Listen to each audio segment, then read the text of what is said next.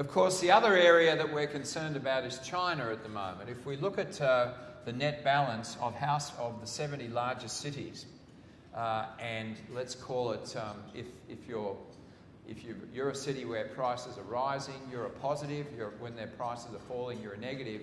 At the moment, the net balance sits at 95% negative, and that's saying that 90% of the houses of the cities in China, the major cities, have falling prices. And that is one of the main reasons why the iron ore price has come off so far, because 50% of steel consumption in China is related to housing. So we sit here and we go, oh my God, shock horror, the Chinese economy is about to collapse. Their most important part of their economy, and it is an extremely important part of their economy, the housing market, is in retreat.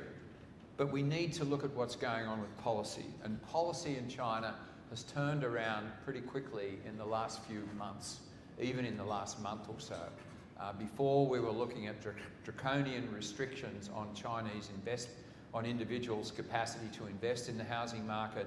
We were looking at restrictions on the availability of credit to property developers. That's all been swept aside. We're also starting to see a big turnaround in fiscal policy. Now, we haven't heard the announcement of any major projects in the way we've seen in previous stimulus periods, but I think it's only a matter of time before that comes through. At the moment, people are looking at China and going, wow, isn't it weak at the moment? But you have to look at the policy response.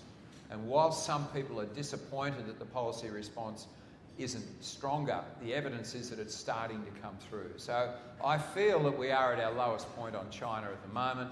It's probably growing below 7% in terms of its current momentum, but we're very comfortable to suggest that 7.5% is achievable next year and 8% the year after. The other point around iron ore, which of course the most important commodity for the Australian economy, is that around 50% of the iron ore that's used in the Chinese steel industry comes from the local producers. And the local producers are incredibly inefficient. The quality of the dirt in my friend's backyard in Perth is higher quality for iron ore than it is in the Chinese mines. So they have a very high cost base, around $90 to $95 a tonne. Now, if the price at 80, they should start closing down, and that's what happened in 2012, and we're finally starting to see that happening again. Once we start to see that supply start to be restricted as a result of the local production, even though BHP and Rio are raising their supply, the adjustment on the local side will be enough to turn things around. And at the same time, as I said, they're boosting housing, and that of course means that the demand is going to turn as well. So we are quite comfortable with the idea that over the next 12 months, the iron ore price will be up by about 30%. And when I say that to some of my customers, they just fall over laughing. They say, you just don't understand what's going on.